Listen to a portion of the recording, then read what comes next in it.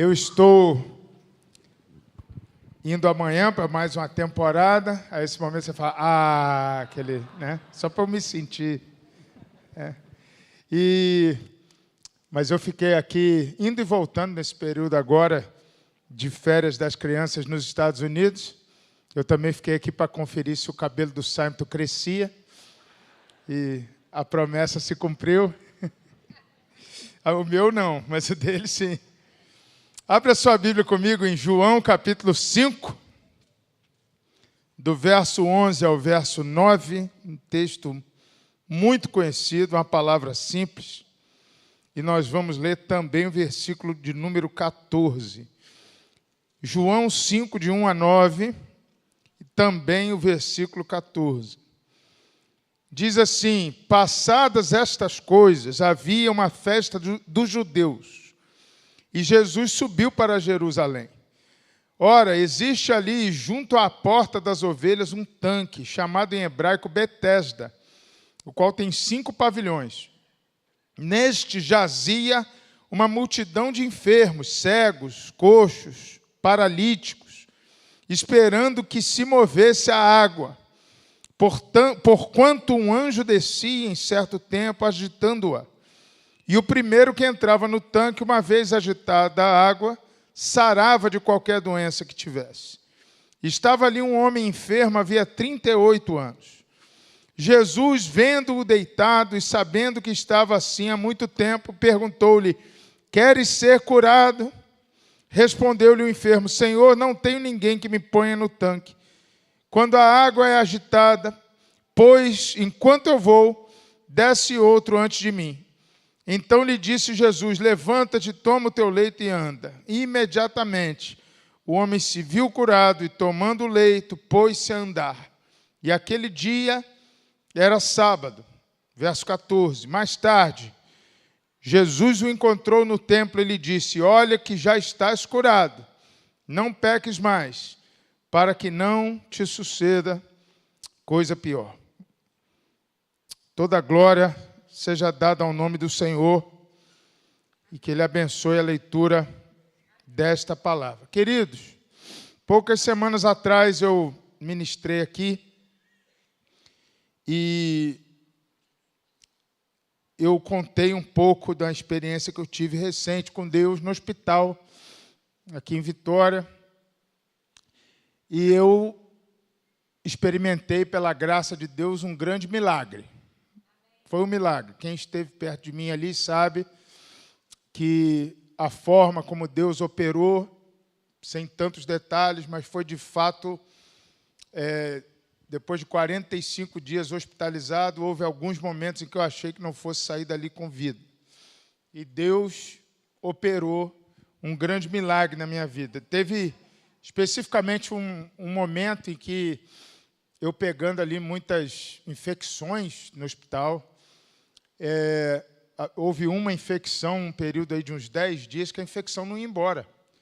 E os médicos não descobriam a razão da infecção também. Ficava ali, a febre não baixava, e pessoas orando, e a febre não baixava, até um momento que eu mesmo fiz uma prova diante de Deus, numa madrugada, e eu disse assim: eu não preciso saber o que está acontecendo com o meu corpo, eu só preciso ser curado. E Deus trouxe o milagre, e logo em seguida eu estava apto já para fazer a cirurgia que eu precisava, e fui restabelecido assim para a glória de Deus. Mas ao sair do hospital, Deus continuou fazendo coisas em minha vida. E eu retornei aos Estados Unidos, voltei a trabalhar, voltei a viajar, voltei a ir para o campo.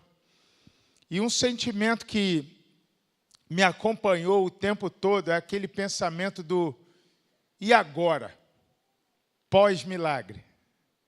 O milagre já aconteceu, mas havia aquele sentimento de que eu não podia parar no milagre, de que havia coisa maior do que o milagre. E essa palavra nessa noite é muito simples, mas eu creio que muitos de nós corremos o risco de vermos o milagre como um fim em si mesmo. O milagre como lugar de chegada. O milagre como reta final. E eu não quero culpar você se você veio aqui hoje à noite, ou condenar você se você veio à procura de um milagre, porque você veio ao lugar certo. A presença de Deus está nesse lugar. A presença de Deus não está somente nesse lugar, mas a presença de Deus está indubitavelmente nesse lugar. O altar de Deus é lugar para se buscar o milagre de Deus, sem dúvida nenhuma. Agora, há uma necessidade do além-milagre.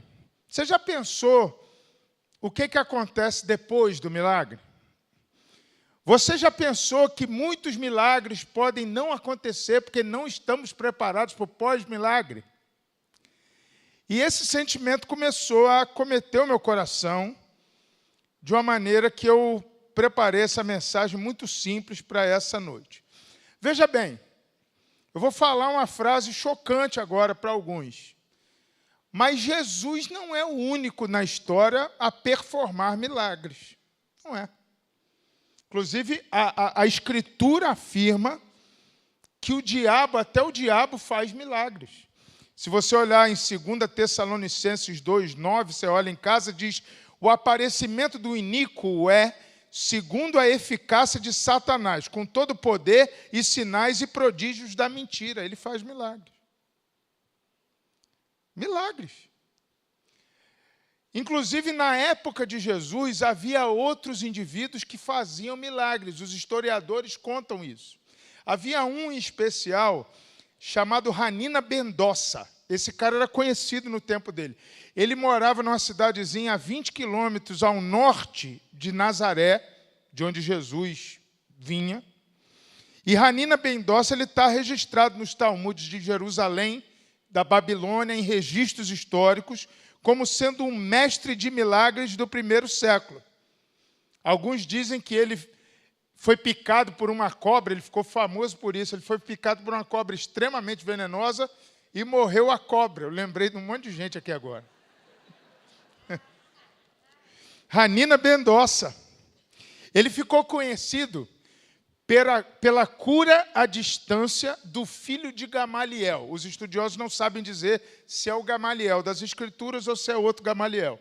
Mas Jesus performou milagres à distância. Nós vemos isso na Escritura, como da filha de Jairo, que segurou lá e mesmo falecida, ele já sabia o que ia acontecer e vai lá e performa a ressurreição. E o filho do centurião. Acontece alguma coisa semelhante com Hanina ben Dossa. Ele cura à distância, em oração, o filho de Gamaliel. A diferença grosseira entre os dois está registrada na Mishnah hebraica, que é um texto paralelo à Torá que eles leem quando falam positivamente do Hanina ben Dossa. Olha o que diz. Diz assim: morreu o homem de milagres e morreram seus milagres com ele. Viu a diferença? Jesus morreu e ressuscitou e seus milagres estão ainda aqui entre nós. Essa é a grande diferença. Houve mestres de milagres em toda a história, sempre houve. Então, se o milagre determinar aquilo que você procura, não é nem necessariamente a Deus que você procura. Isso é assustador. Porque há milagres em outras fontes que não sejam Deus. Agora, a salvação existe somente na pessoa de Jesus Cristo. E o pós-milagre é um propósito muito maior, o qual precisamos perseguir. E eu vou me referir a isso como uma experiência com Deus. Porque uma coisa é você querer um milagre, a outra coisa é você querer uma experiência definitiva com Jesus. É isso que marca a história desse homem paralítico nesse local. Então, vê comigo a história. O tanque de Betesda era um lugar, o texto registra, onde residiam todos os tipos de enfermos, cegos, coxos, paralíticos, vascaínos, há tudo aí. Todo tipo de desesperança. Inclusive, o Pedro tomou um soco na boca e já tem mais ponto do que o Vasco. Você viu? Ele ganhou 10 pontos na boca. Nem ganhou ponto, tadinho. Mas há esse local com 5 pavilhões, onde o objeto final dessas pessoas é o milagre que pode acontecer. Eles estão ali esperando um anjo que tem essa fama de que ele vai aparecer de quando em quando, em certo tempo, agitar a água para que o primeiro a chegar no tanque seja curado. Uma maneira, inclusive, maldosa, cruel, de distribuir ali aquela bênção entre as pessoas que convalesciam. E o problema é que, em geral, as pessoas podiam até ser curadas pela água movida pelo anjo, mas paravam no milagre. E saíam dali sem um pós-milagre, sem nada além do milagre. Nós queremos, nessa noite, profetizar na sua vida que algo além do milagre vai acontecer. Uma experiência real com Deus. Eu preparava isso aqui, eu lembrei de uma história, quando eu era pastor em Belo Horizonte. Uma irmã da igreja, já contei essa história muito, a irmã da igreja, ela pedia oração constantemente para o filho dela passar no vestibular de medicina, que não era fácil. E o filho dela era genial, um menino assim, você conversava com ele, você percebia que ele era muito inteligente, mas ele travava na hora da prova. Ele tinha uma dificuldade, dava um branco nele na hora da prova ali. Não havia prova que ele não ficasse nervoso. E aí ele passou 3 ou 4 anos tentando vestibular. E, repito, medicina não é fácil. Mas ele tinha capacidade plena. Ele sabia toda a matéria, mas ele não conseguia passar. E ela ia, orava, jejuava, e ela pedia esse milagre. Deus, eu sei que meu filho tem um bloqueio, mas faz um milagre. Nós oramos por ela. E o que aconteceu? Ele passou no vestibular. Glória a Deus por isso. Só que passou-se um período, e aí um dia eu lembro até hoje, era um domingo de manhã, tinha acabado, nós tínhamos a escola bíblica, o culto em seguida, e tinha acabado o culto, e eu fiquei ali pela frente, e as pessoas passando, indo buscar menino lá embaixo, aquela correria de fim de culto assim, e aí essa moça para e eu lembrei, aí eu falei, fulana, vem cá, vem cá, vem cá. E o seu filho, hein? Tem uns 6 meses que eu não vejo ele. Agora que eu te vi, eu lembrei, né? Eu tinha me distraído com relação a isso. Como ele está? Ela fala, pastor, ele não está legal, não. Ele foi para a faculdade, começou a ouvir coisa lá na faculdade, de um professor assim, mais socialista, o senhor sabe como é que é. E aí ele começou a se distanciar. E hoje ele está falando muito mal da igreja, fala mal do senhor na mesa. Eu disse, bem-vindo. E ele começou, ela começou a explicar aquela fase difícil. Ela falou assim, mas vai voltar, né, pastor? Eu falei, vai não, volta não, irmão. Aí abriu aquele olho, mas que isso, pastor? Não volta mais não, perdeu essa, já era. Que é isso, pastor? Era para o senhor me encorajar. Não vai voltar porque Deus não é otário.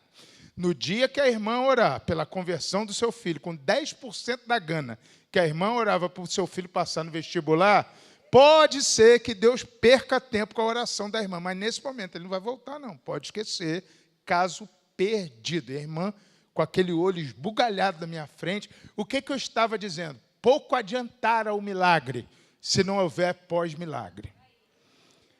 Pouco adiantara responder a oração daquela mãe, arrebentou ela. Eu não sei você, mas eu falo isso sempre. Eu prefiro ter filhos com a educação muito ali para passar, muito ali na trave, mas que amem Jesus e que gozem da eternidade na presença de Deus, do que PhDs no inferno. Eu não tenho nenhum interesse em produzir isso.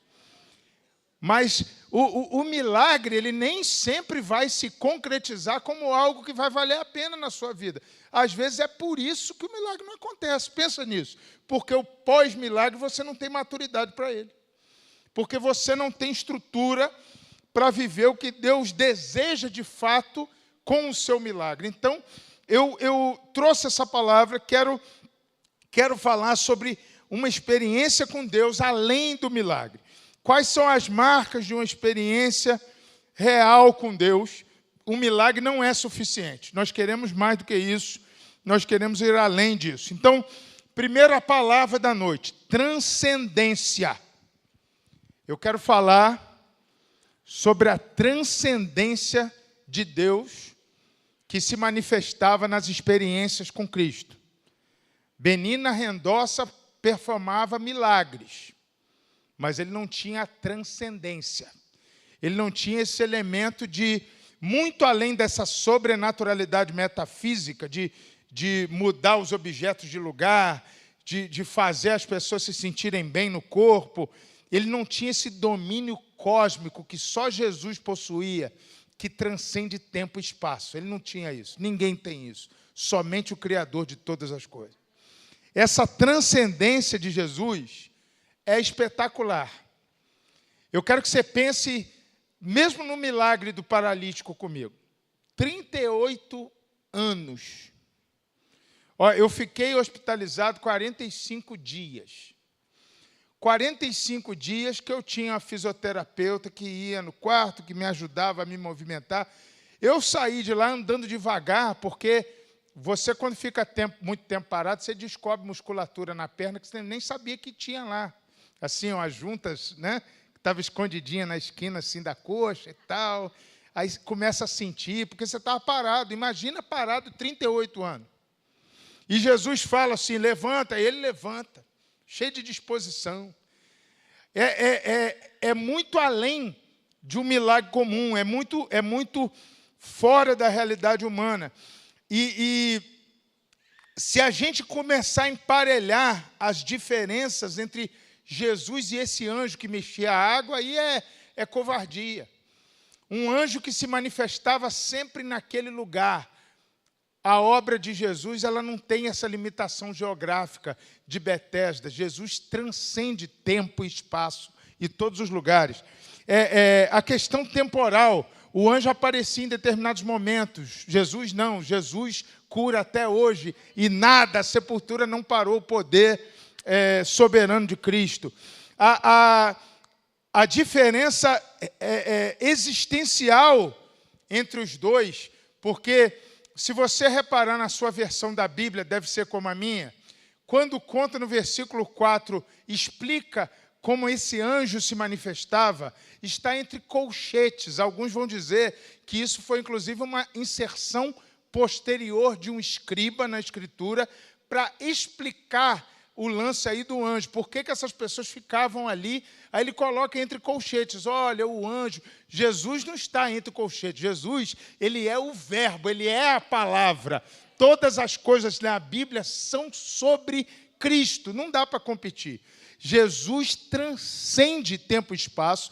E uma experiência com Jesus, ela não vai resolver o teu problema temporal agora. Ela não vai resolver a tua questão de pagar uma conta agora. Ela vai mudar a sua vida para sempre. Jesus transcende. Glória a Deus por isso. Irmãos, eu passei por muitos milagres na vida. Não foi só no hospital. Eu encontrei o pastor Henrique Lobo aqui agora. Aí, pastor Henrique Lobo já foi presente em alguns episódios interessantes da minha vida. Um deles, que eu já contei, eu estava no Sudão, um dia, o pastor Henrique Lobo me liga, na madrugada do Brasil, era manhã lá, eu lembro que era um sábado de manhã, né, pastor? Sábado cedinho. Eu estava no Sudão, 2011, eu acho. Aí, pastor Henrique fala assim, varão, Deus manda te dizer que você, onde você estiver agora, você tem que sair daí. Aí eu falei assim, que isso, pastor? Assim, na lata? Eu falei, tem que sair daí, onde você está. Não sei onde você está, não, mas você tem que sair. Eu falei, pastor, eu estou no Sudão, eu só saio daqui na terça-feira, é sábado ainda. Eu tenho que visitar uns projetos, eu dou aula num seminário aqui segunda e terça, eu saio daqui terça-noite. Eu falei, não, Deus falou, você tem que sair hoje. Aí eu, na minha fé presbiteriana, assim. Aí eu falei assim, pastor, eu vou, mas assim, eu vou orar. Aí eu arrumei a mala, mas não saí, não. Eu deixei ela prontinha lá e fiquei quieto. Eu fiquei aquele dia. Aí os irmãos sudaneses que trabalhavam comigo, mas está tudo bem? Não, está tranquilo. Aí a gente foi ver um projeto lá no interior. Aí, de umas 2 horas assim, de Khartoum. Aí voltamos. Aí, à tarde, eu fui dar uma descansada. Eu ficava ali numa guest house de uma organização missionária. Aí eu fui lá para o quarto, fui dar uma descansada no hostelzinho. Aí vem Passa um tempo, acho que meia hora que eu fiquei sozinho no quarto, alguém bate na porta, era um cara da minha equipe. Mário, abre aí. Aí abri a porta, eram 2 deles, falando assim, olha, teu nome vazou, a polícia sabe que você está aqui, sabe o que você está fazendo, nós precisamos te levar para o aeroporto imediatamente. Aí eu falei, ué, então vamos, porque a minha mala já está até pronta. Aí era mais fácil ouvir da primeira vez, né? Aí eu fui para o aeroporto. Cheguei no aeroporto, aí paguei a diferença lá para adiantar a passagem para aquela noite. Aí, na hora que eu fui passar na imigração, a mulher olhou para mim, olhou para o passaporte, olhou para o passaporte, olhou para mim, aí falou, vai para a salinha. Aí me levou para uma salinha, me trancou dentro da salinha, levou meu passaporte. Quando eu percebi a salinha, tinha umas grades assim, falei, legal, muito hospitaleiro. E eu fiquei dentro daquela salinha ali 6 horas sozinho, sem celular, sem poder falar com ninguém. Aí eu fiquei orando para a Giovana casar com um cara legal. Eu fiquei assim, Deus, o negócio está apertado aqui, não sei se eu vou sair daqui não. Mas eu tinha recebido a palavra ali, eu estava ali, quietinho, preso, aleluia. E aí, cara do Rio de Janeiro vive preso, eu estava ali é outro contexto, né? Aí eu estava ali preso, aí, de repente, aparece um cara, e hoje em dia, na nutelização generalizada, eu vou chamar de um afrodescendente de grande estatura, né? No meu tempo a gente falava negão, mas agora não pode. Grande, alto, esguio, assim. Aí ele aparece do nada. E um detalhe, no Sudão, você tem basicamente 2 raças no Sudão. Falando sério, você tem 2 raças muito claras.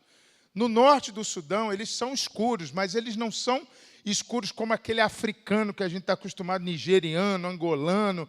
Eles são, assim, morenos escuros. Se você tiver noção da raça que eu estou me referindo, ele parece que é da Etiópia, de uma parte do Egito.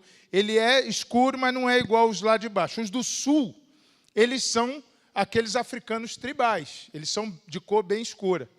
E lá em Khartoum você tinha as 2 etnias. Você tem o sudanês do norte e o sudanês do sul, apesar de ser norte. Esse cara era nitidamente do sul. Ele era tribal. Ele, inclusive, tinha uns carocinhos aqui no rosto, que há umas tribos no sul do Sudão que eles fazem, eles queimam aqui o rosto do guerreiro, quando é criança ainda, eles fazem uma tatuagem com ferro quente no rosto aqui, para caracterizar que é daquela tribo. E eu reconheci esse cara de uma tribo que chama Dinka, que é uma tribo que os caras são muito altos em estatura, ele tinha quase 2 metros de altura, e tinha essas marcas assim no rosto. Esse cara aparece 6 horas depois que eu estou preso, ele fala assim, você me segue, por favor, em inglês perfeito. Eu fui seguindo o cara, o barulho do aeroporto aqui, aquele burburinho, a gente foi para o outro lado, eu falei, vou ser preso, ele está me levando para um camburão, está me levando para um carro de polícia. Aí, de repente, ele vai abrindo uma porção de porta, aquele negócio, ele abre a última porta, é a pista do aeroporto, ele me dá um envelope cheio de documento dentro, era o meu passaporte, meus papéis, e ele fala assim, seu avião está saindo, corre e não olha para trás. Eu corri, subi a escadinha do avião, não olhei para trás, não posso mais voltar no Sudão desde aquele dia, e daquele jeito eu fui livre da cadeia, e glória a Deus por isso. E eu estou aqui hoje, e Giovana continua casada comigo, olha que benção. Agora, obedece o profeta da próxima vez. Mas deixa eu te contar a outra parte. Eu cheguei no Brasil mais cedo, 3 dias mais cedo do que o previsto. Eu liguei para o Sudão na quarta-feira, que era, na verdade, o dia que eu ia chegar no Brasil. Aí eu ligo para o Sudão, vou falar com o irmão que trabalhava para a gente lá, o Mohamed. Falei, e aí, Mohamed? Aí ele, glória a Deus, você está vivo. A gente não sabia onde você estava, nós ouvimos que você foi preso no aeroporto. Aí eu falei, eu fui preso, sim, mas eu estou aqui, glória a Deus. Aí ele falou assim, olha o site da Al Jazeera aí para você ver. Eu falei, no Brasil não tem Al Jazeera não, só tem G1. Ele falou, não, entra aí no site da Al Jazeera para você ver, procura o seminário tal. Aí me deu um nome, eu não lembro. Aí eu olhei no seminário, eles, na segunda-feira de manhã, quando eu ia estar dando aula, eles soltaram uma bomba e explodiu todo mundo que estava lá. Aí eu falei, gente, aconteceu isso. Ele, aconteceu, glória a Deus, você não estava aqui. E ele também estava feliz, porque ele não teve que me levar, que ele ia estar lá também. Aí ele falou assim, e presta atenção numa coisa, como que você saiu, cara? Eu não sei, nunca ninguém sai, a gente não ouve história. Eles somem com o cara aqui. Eu falei, não, apareceu um camarada assim, afrodescendente, esguio, alto, cheio de marquinha, um dinka, e ele me libertou. Aí o Mohamed começa a rir. Ele falou, não, sério, como é que você saiu? Eu falei, ué, do jeito que eu estou te falando. Um dinka apareceu e me libertou. Ele falou, cara, pela lei sudanesa, sudanês do sul não pode ter cargo público. Não existe esse policial que você está falando. Não existe um dinka que trabalhe no aeroporto. É proibido um tribal trabalhar no aeroporto. Eu disse, então era um anjo negão. Glória a Jesus. Glória a Jesus. Veja só. Milagre é uma coisa. Experiência com Deus tem transcendência. Tem aquele negócio, a partir daquele dia eu fui tão movido que eu fiquei com a certeza de que onde eu for, Deus ia preparar o caminho, Deus ia me proteger. Eu já era meio estoporado para entrar em país, eu não tinha muito controle, mas agora que eu não tenho mesmo, porque eu já vi o que Deus faz para proteger os seus. Milagre não faz isso, transcendência faz isso. Experiência com Deus faz isso. É uma diferença, e é isso que eu quero ministrar na sua vida, que vai acontecer em nome de Jesus. Acontece quando há uma experiência com Deus, a transcendência e há também transformação. Olha só o versículo de número 6 aí no texto, versículo 6, quando fala assim, Jesus, vendo-o deitado e sabendo que estava assim há muito tempo, perguntou-lhe, queres ser curado? Uma pergunta meio óbvia, uma pergunta que parece óbvia, mas que no versículo 9 tem a resposta para mim. Olha só, imediatamente o homem se viu curado. Eu não sei se você prestou atenção, mas Jesus está ministrando no coração desse homem uma cura muito além da cura física. Ele está dizendo assim, o milagre para você é insuficiente, você precisa de uma experiência. Você precisa se ver curado. Não basta eu restaurar o seu casamento, você precisa se ver como homem de família. É diferente. Não basta eu curar a sua enfermidade, você tem que se ver na São Silvestre. Não basta eu resolver sua conta, você tem que se ver estabilizado financeiramente. Se não houver uma transformação, houve só um milagre. Não houve uma experiência com Deus. Tem que ter uma transformação mental, tem que ter uma mudança de cosmovisão na cabeça do cara. E Jesus está sendo muito claro aqui com ele, olha, eu posso te curar, mas se você não se ver curado, você só vai deixar de ser aleijado, mas vai continuar doente. Você só vai deixar de ser coxo, mas a sua vida não vai mudar. E você vai continuar nos tanques da vida por outras razões.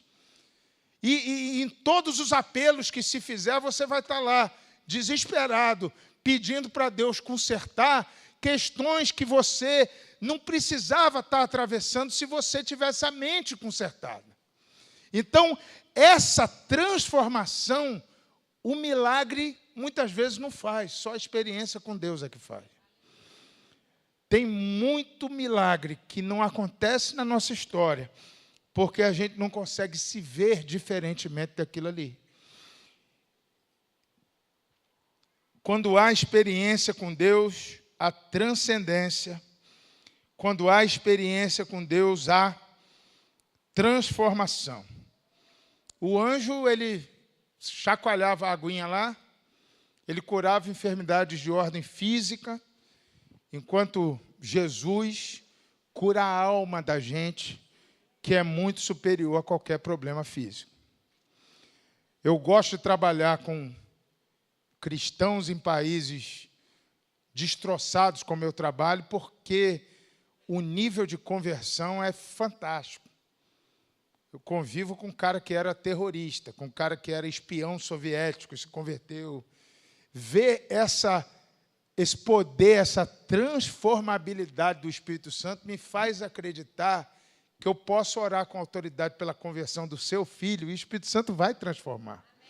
Agora, é preciso que você ore além do milagre. Eu quero que meu filho se converta. Não, é preciso que você se veja na frente do seu filho pregando o Evangelho em nome de Jesus. Você visualiza aquele negócio. Uma experiência com Deus é superior ao milagre temporal em si.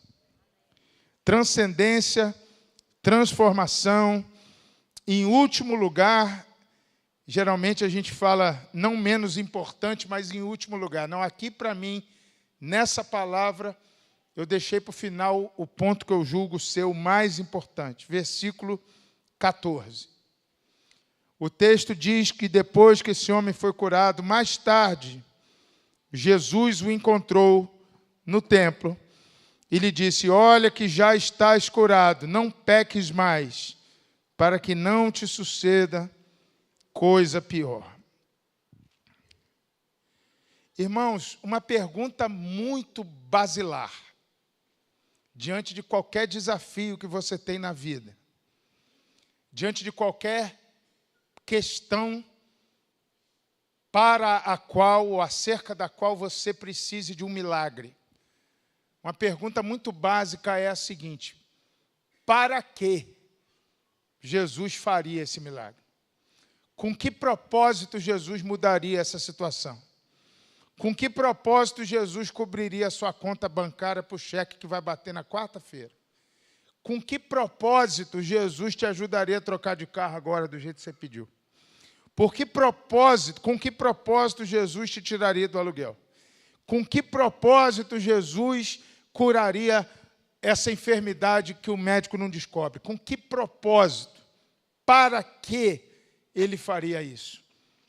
E aqui Jesus encontra esse homem depois da cura e diz assim: olha, cara, agora é que nós vamos ver para que você anda.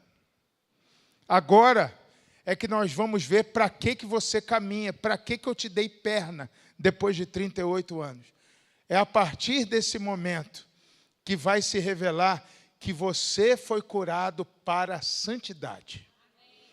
Eu curei você, eu fiz o milagre na sua vida para você ser santo. Se você não for santo, você pode até andar, mas vai te acontecer uma tragédia muito pior. Jesus não está rogando praga. Ele está fazendo uma constatação muito simples, que o tanque de fogo do inferno é muito pior do que o tanque de Betesda. Ele está fazendo a constatação de que pouco adianta o cara correr se o cara não tiver uma vida diante de Deus. Se o milagre não for total, se o milagre não for assim cabal, não adianta ele passar por aquilo, só vai curar a perna. Há transcendência, há transformação e há o elemento da totalidade. O milagre não termina em si mesmo. Esse homem foi curado para a santidade. E nós queremos orar hoje para o milagre acontecer na sua vida. Mas ao peso é a teologia do Homem-Aranha. Com grande poder vem grande responsabilidade. Deus vai fazer uma obra na sua vida, eu não tenho dúvida de que Ele pode fazer e que inclusive quer fazer. Agora, o que eu tenho dúvida, na maioria das vezes, é se nós temos a estrutura para que Ele faça essa obra. Porque, para muita gente, é melhor continuar aleijado. E desculpa a minha honestidade eu falar isso. Mas, para muita gente, o mais cômodo é não andar. Porque a responsabilidade de ter perna é grande demais para a maturidade do indivíduo. Ele não tem condição de bancar o resultado do milagre na vida dele. Deus quer fazer uma transformação total. Uma transformação que vai além das nossas pernas e que o mundo seja transformado também por causa daquilo que aconteceu na nossa vida.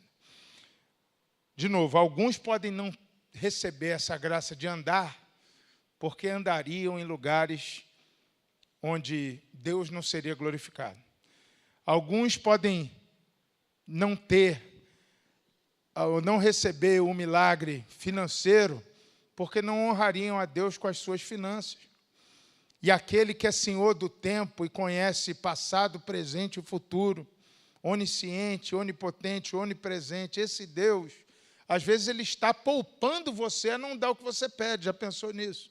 É uma libertação, porque o peso seria excessivo para alguém com pouca responsabilidade. Eu acredito que a obra que Deus quer fazer na nossa vida não seja só o milagre, seja além do milagre. O milagre, a experiência com Deus, ela transcende, ela transforma e ela transforma totalmente. Ela transcende, ela transforma e ela transforma totalmente. Vamos nos colocar de pé? Eu não quero perder tempo, eu quero orar com você. Queria, enquanto toca a música aqui, que você fechasse os seus olhos, porque eu já orei nesse altar aqui muitas vezes por milagres, e eu sou muito honrado de ter feito isso, muito honrado. Nós vimos aqui crianças curadas, vimos gente com casamento restaurado, eu já experimentei milagres, eu orando aqui de joelho, com os pastores ministrando sobre mim. Deus já fez grandes milagres na nossa história. O pastor sempre contou aqui a história de milagres no que tange ao terreno, no que tange a estrutura dessa igreja. Ele foi só por esse lado aí. Se ele começar a contar os milagres maiores do que esse, é maravilhoso. São experiências com Deus, uma atrás da outra. Todo dia tem. Agora, é isso que nós queremos por você. Eu não quero enrolar aqui. Eu posso ficar contando história a noite inteira. Eu sinto meu coração voltado somente para orar nessa hora. Orar por experiências com Deus. Feche os seus olhos. Porque nós vimos milagre, mas nós vimos muita gente fraca na fé também. Muita gente que experimentou o milagre e a gente olha para o lado 6 meses depois, o cara não está mais aqui. Se ele está só para bater ponto. Ele não houve essa transformação total. Não houve essa experiência com Deus. Houve só um milagre. Mais um milagre. A Ranina Mendonça também fazia milagres. O diabo faz milagre. Nós queremos que você tenha experiências com o Senhor. Uma experiência definitiva com Deus. Vem aqui, pastor Santo. Vamos orar pelo povo de Deus. Não é suficiente. Milagre é necessário, mas não é suficiente. Jesus fazia milagres para manifestar a glória de Deus entre os homens. Jesus fazia milagres para adentrar o coração das pessoas, muitas vezes. Mas a transformação de Jesus ia muito, mas muito além do milagre. É isso que nós queremos ministrar na sua vida nessa noite, em nome de Jesus.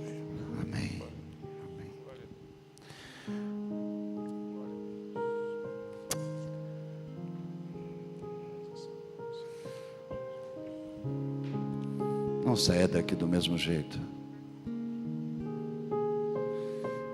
O convite é uma porta aberta para que todos nós, mesmo já sendo religiosos, mesmo já acreditando na história de Jesus, saiamos daqui para uma caminhada diferente, para que não estejamos estagnados na busca do milagre ou no milagre que aconteceu. Não, está bom do jeito que está. Está bom não. Deus tem mais para fazer. E essa experiência com Deus vai nos levar além. Feche os seus olhos. Você está buscando o quê? O que te falta? O que te faz chorar? O que te abate? Qual o seu sonho? Eu quero te dizer que Deus prometeu, e na sua palavra deixou claro que Ele pode fazer infinitamente mais. Agora vai fazer para quê? E aí você responde: Senhor, tem misericórdia de mim. Não apenas curando, não apenas mudando setores da minha história, não apenas alterando situações, mas, Senhor, no nome de Jesus, que essa visitação poderosa possa ser transformadora para a glória do Teu nome. Nós não sejamos mais os mesmos. Nós cremos, ó Pai, que enquanto a igreja ora, o Senhor não está com os braços cruzados, ouvindo, mas a sua mão está estendida, o seu coração pulsando, Pai, o teu coração pulsando na direção de cada um de nós, de vontade de abraçar, de abençoar, de levantar, de alterar a história. O Senhor tem prazer na misericórdia, o Senhor tem prazer no perdão, o Senhor tem prazer em se revelar a cada um de nós. No nome de Jesus, o Senhor está ouvindo o clamor, ó Deus, de cada coração. Estamos colocando diante do Senhor as nossas necessidades.